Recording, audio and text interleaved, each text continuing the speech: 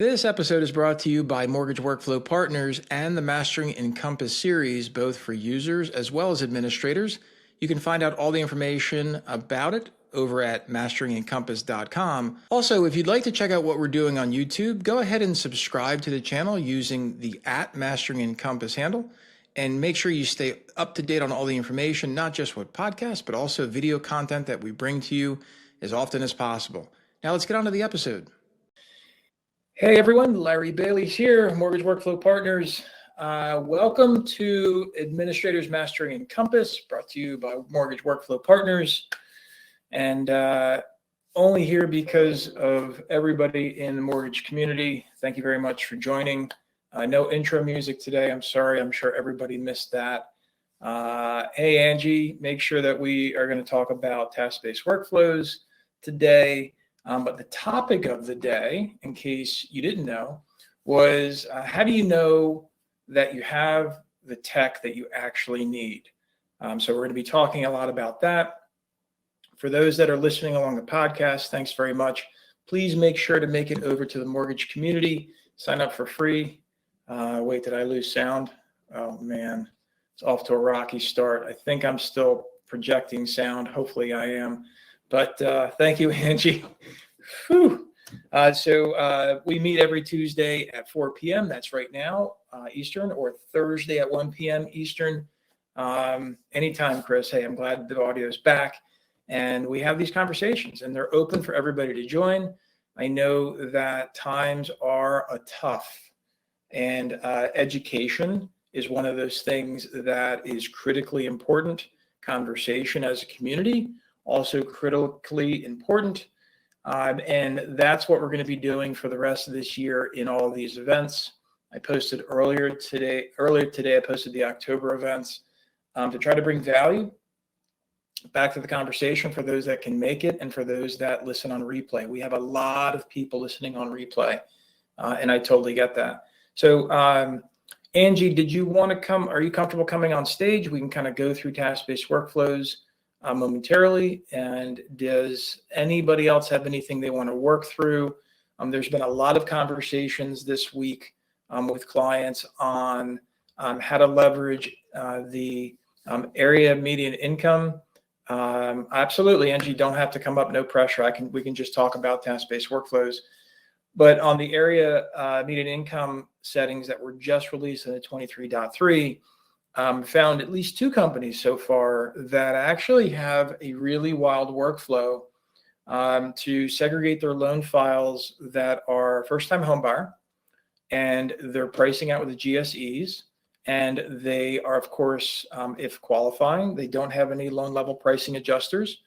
And so they're doing a lot of manual manipulation within Encompass to make sure those files are monitored and that they are properly closed with the correct price. So for those that are on the call today, is anyone using or involved with your workflow at the secondary level, making sure that loans that were qualified through either 100% or less for in the MSA, or in high cost county 120% or less of MSA,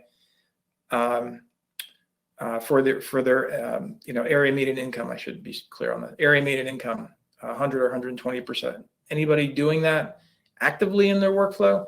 I'd love to hear from you. Kirsten is saying yes, working on that. You're actually working on that project right now. As you get closer to it, it's one of those things where so today is all about, how do you know you have the tech that you actually need? The 19th, so Thursday, we're going to be talking about best practices of personas. And then next week on Tuesday, we're going to be talking about loan officer best practices, selling like a master, and Encompass. That was something that came up last week. So we're going to do that on the 24th. And then on 26th, we're going to talk about user groups best practices. And then rounding out on the 31st, loan processor best practices. So Kirsten, maybe by then, by the 31st, I don't know if you'll have something to talk about, but certainly I'll bring that back up to the community on how others are participating in the AMI conversation. So maybe that'll work out for you. For those that are following this, right now is about the 5-minute mark. We'll get into the task-based workflows and then talking about the tech, because this is a big conversation with folks right now, trying to figure out how to stay solvent and how to keep making money. So if you're following this on socials, please get over to mortgage.community to see the full replay. If you listen to the podcast, get over to mortgage.community to see the video, because we're going to be doing some screen shares. So before I get into task-based workflow, this is a group question. How do you know that you actually have the tech that you need? And what I mean to say is, when you look at the technology that you're paying for above and beyond Encompass, most of the time we think about plugins. Sometimes it goes beyond that. Sometimes you'll actually use a third-party service that interfaces. And so how often, again, show of hands, put something in chat, how often are you actually going through and looking at the technology that you're using to figure out what technology is actually being used, how you're using it, and why you're using it? Like truthful feedback for those that are doing it. Is that something that you're actually ever doing in your own company, of actually organizing what tech you're using? Could be plugins, could be third parties interfacing with you to deliver business intelligence reporting or other things.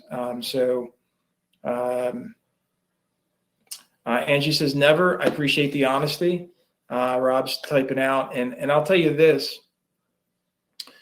One of the things that I do pretty much every week, Rob says only when a problem happens, then I wonder what we use it for, and et cetera. Yeah, and Angie, you're not the only one that's never done that. And Rob, you're also not the only one that treats it as a break fix opportunity. Typically what I find is it's an executive decision maker or a sales decision maker or a new hire that usually comes into the company and they're like, hey, I used to use this at my old place. Why aren't you guys using this? Look how fancy it is, or look how much it does for you. And one of the things that I do at Mortgage Workflow Partners is a technology and workflow review. Yeah, Brian, I know, because I see these things happen, and it's good maybe 5% of the time. Like literally, somebody goes to a trade show, or you hire somebody new and they bring on something, and it's kind of like, hey, the newest thing just came out, we should get that. And the effort it takes to actually understand your entire workflow and how to apply that technology is high. It's a high level of effort. Projects that I go into where I'm doing a full scope review interview of everyone in the workflow, including what technology is used throughout the entire workflow, common themes always come up. No one realized, when I say no one, I mean the executive review team. No one realized that people were actually still using something. Sometimes they don't even realize that they have something. And then lastly, the user who, when I ask them, why are you doing it that way? The typical answer is, I don't know. That's just what we do. And that's a value proposition. So Angie says there's so much that Encompass offers that we aren't using, like fee-based disclosures, enhanced conditions, task-based workflows. And that's kind of where, that's kind of the opposite of what we're using. It's like, why aren't we using this? And so imagine, Angie, somebody came into your company and they said, hey, so-and-so company has this plugin that can do like special stuff to our conditions and automate our conditions and do things. And you're like, well, if we're interested in doing that, why don't we just do enhanced conditions and use core functionality? And we don't have to pay another company. But if you didn't know you could do that, then you would be like, oh yeah, well, let's buy that, or let's integrate that. And that's kind of where I'm encouraging you as admins again. And I say this with total love and respect for everybody's day and time, but I'm telling you right now, even if you picked one department, just one department, doesn't matter which one, just one department, and ask them to walk you through with your own eyes, whether it's in person or on a screen, what they do and how they do things, you might be surprised. You might be surprised because if they hire me, that's what I do. And then I go and I type in notes and I make suggestions. And again, earlier today, I had a conversation with a new client, and we're doing a complete workflow. And I was going through the disclosure workflow, and it ended up turning into a secondary conversation about how things are happening. And it was an eye opener for some of the team that were on there, because they were like, wait, we do that?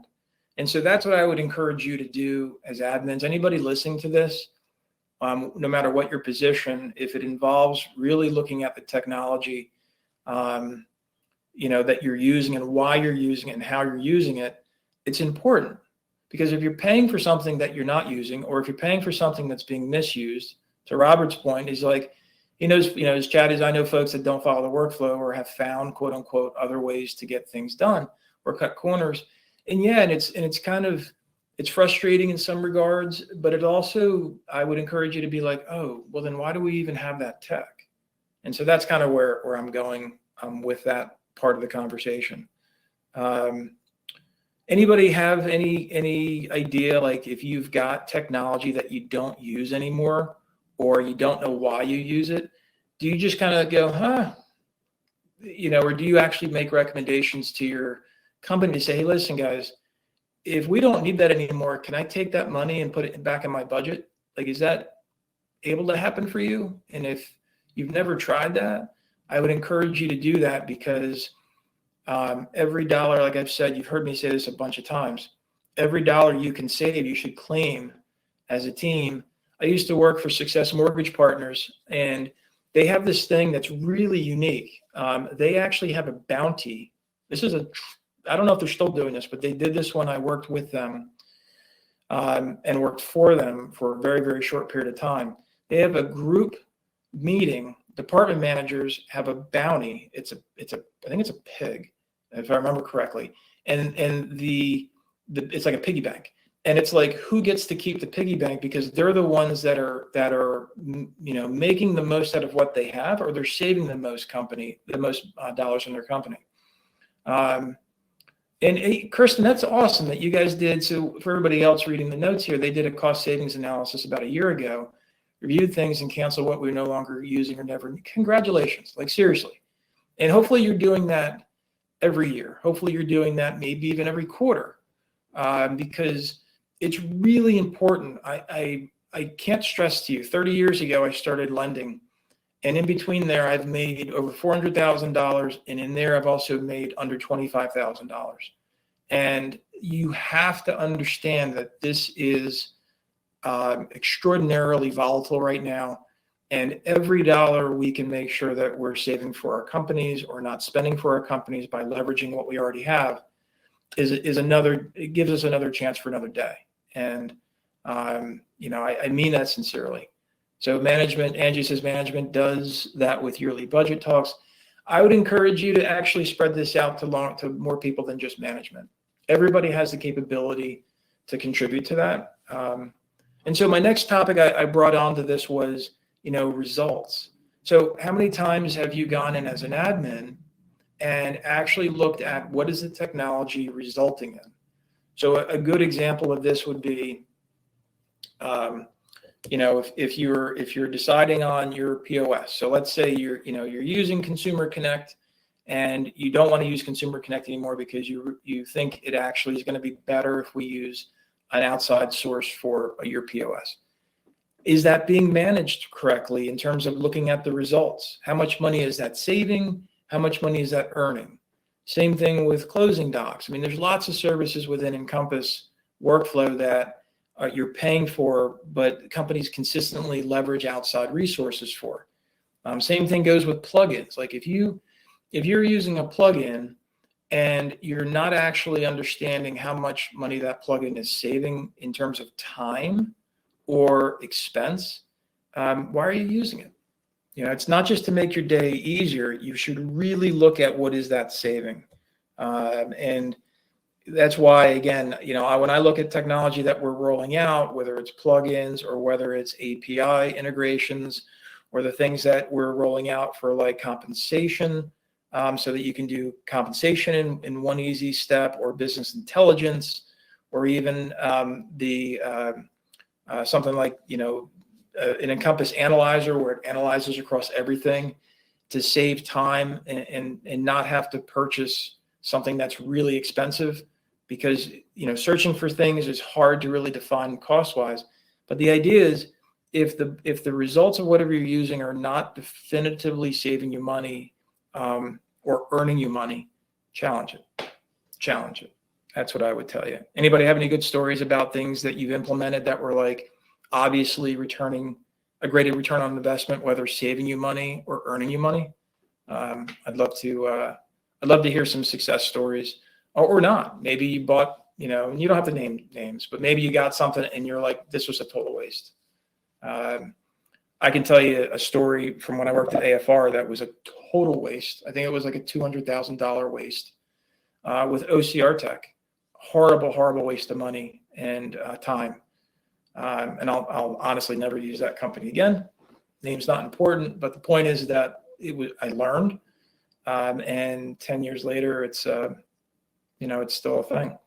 Visual Analyzer makes troubleshooting. Brian, stay tuned. I got we're pushing out something that's actually makes Visual Analyzer look like it needs to be updated. So I'll keep you in mind for that. OCR is a big one.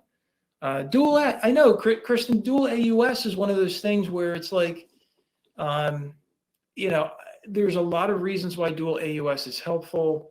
I had one company tell me that they got guidance that the GSEs don't like dual run AUS because they feel like you're gaming the AUS platforms. I don't know where that comment came from, but that's what I was told.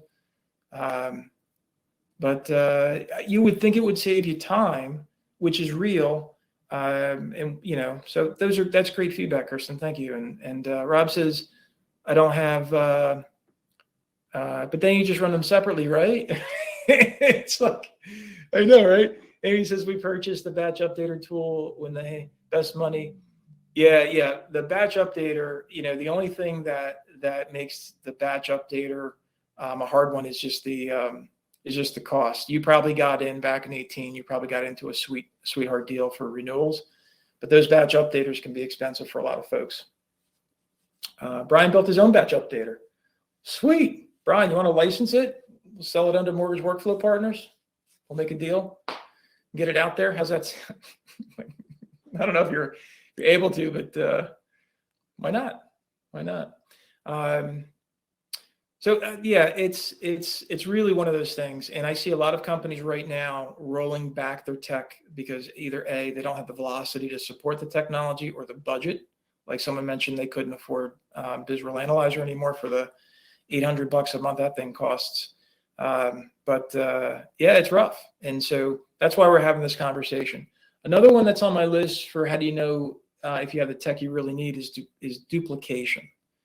So, again, it's like living in a house. I'm 5 years now in this house, and there's probably stuff sitting in my attic that I'll never touch, never need, never use until we sell the house or I die and somebody else throws it out. And so, not to sound all morbid, sorry, but in Encompass, we have code in there. We have tools in there. We have print forms and reports and all kinds of crap that we no longer use. And part of that also is technology. And so what I usually encourage people to do is go to the accounting team and ask the accounting team for your tech budget, for your tech spend, not your budget, sorry, your tech spend. There could be subscriptions that are being in Kirsten. I don't know. I'm guessing you guys did this in your analysis, but you typically want to go to the accounting team and say, hey, what are you writing checks for every month? And then start to work backwards. I've seen people cut their Adobe licenses because they thought you had to have them to work in Encompass. Not true. I've seen people also cut other subscriptions that they thought they had to have because of some type of Encompass thing, and not true. So Adobe is tough. You got to be careful with the Adobe updates. The only reason why companies need something to manage PDFs is to apply signatures, honestly. if you find that your team is using something outside of Encompass to split merge files in Encompass, like we need to talk about how to use the file manager and the eFolder better. So if anybody ever wants to talk about that, feel free. We'll definitely cover that. I'm going to get the TE ready for you, Angie, to talk about task-based workflows. Sean says it's just like subscription. Yeah, Sean, I think that's perfectly said. Sean says it's just like subscriptions at home. They sneak up on you, and at some point you end up spending a lot of money on things you don't use. And it might only be $30 a month, but if it's $30 a month per user times how many months, guys, it adds up. And if you're not seeing the checkbook, it's easy not to pay attention, but you definitely want to make sure that you're paying attention. So good stuff on there, Sean. And the last one is outdated. So this last part for technology, and then I'm going to zap over to the task-based workflow. If you're using plugins that you're just used to using, it's really easy to, and especially if they're still the same plugin. So I don't know if you guys noticed, but Kenzie May sent out an email Tuesday where they made 10 of their plugins free. So first of all, make sure that if you're spending money on those plugins, you stop paying. But secondly, it just illustrates the lack of value in technology that doesn't innovate, that doesn't change. Kenzie might be doing it for whatever reason, and that's great for those that can use it. Just like Lender Toolkits had free tools, just like Awesome Technologies has had free tools, and probably Matchbox too, for all I know. It's not unusual. But what's important is to make sure that when your workflow changes, and all of our workflows change constantly, make sure that your technology is not outdated to your workflow. Your workflow should always lead the conversation, and you should always be figuring out what workflow is happening and what technology do we actually need for that. So that's kind of my shtick on on this topic. Feel free to keep talking over here. I'm going to share a screen, Angie, for you. Yeah, it's out there. So yeah, if you reach out to Jeff or whoever, I don't know who the salespeople are over there anymore. I just always know Jeff Gordokin. Sorry, Jeff. Yeah, you can get over there, get your free stuff. Why not? Kenzie's tools are fairly reliable. I would just say some of their stuff, like any other plugins, do slow down Encompass. Every plugin slows down Encompass. It's not just Kenzie May. Everybody's plugins slow down Encompass. So make sure you do your benchmarking before you install any plugin. Look for your stability of your Encompass platform, and then do your benchmarking after it's installed, because you want to make sure that, again, that technology is not impeding on the efficiency of your company. Simply said. So, Angie, you ready for task-based workflow stuff? Appreciate your patience. So, I actually did a whole thing, I think, on task-based workflows. I'll try and find that in the community for the replays. Maybe it's on, if you hashtag that, maybe. In any event, big purple screen. So in your, where'd it go? I'm going to start over. So in your Encompass, if you go over into settings and then go over into web version settings, what you want to go over to is your workflow tasks. So in Encompass, there is, thanks for posting that out there, Sean, for Angie and others. In your settings, you have these things called workflow tasks. Now in Encompass, you do have a, see if I can get back to this. You do have, oh, it's going to make me close out. That's what happened. In a loan file, you do have this thing under tools called workflow tasks. This is going to display the task part of what I'm going to show you on the web, but to get the full experience, you do have to use Encompass on the web. So what I usually encourage is limit the task-based workflow experiment for your company to something that is truly task-based. So initial disclosures, maybe a COC process, maybe an appraisal review process, maybe a QC process, maybe a post-closing process.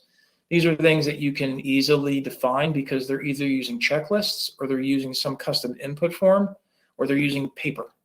So you can use these workflow tasks in here to create workspaces. Now, I'm going to give you an abbreviated conversation, Angie. I would encourage you to check out all the literature on workflow tasks. But effectively, what you're doing is by creating a workspace, you can create either a one-pane experience or a two-pane. I personally like the two-pane because it lets you define in here. Let me just go ahead and save this as a draft. So it lets you define the layout of your default, and I'm not sure why it's not letting me go through default. So let's go ahead, and we're going to load 1003 assets, and we're going to load. Let's go ahead and cancel, done. And in some other contents, we'll do a document. So let's do the appraisal because that's easy, right? So what's happening here is on the left pane, you can do your that's probably a bad example, but something that's tied to the document that you do. So basically, you can define this workspace so that as you have your team go into Encompass on the web, what they'll be able to do is so again, I'm going to come over to here, show you really quickly. So Encompass, if I could type, .ice.com. You'll need ping ID. Let's go ahead and replace that with our TEBE. Let's replace this with admin. Hopefully this is right. It is right. Thank God for Google. All right, I get into it, and at the very top, you can define where you want your team members to land. If you want them to land in the pipeline, or if you want them to land in tasks. So here, if they have tasks, Angie, they'll actually define what tasks show up for them. And when they go into that task, see if I can get back to Encompass. When they go into that task, the layout is defined as the workspace. So effectively, what you'll be able to do is go into, you can create your tasks,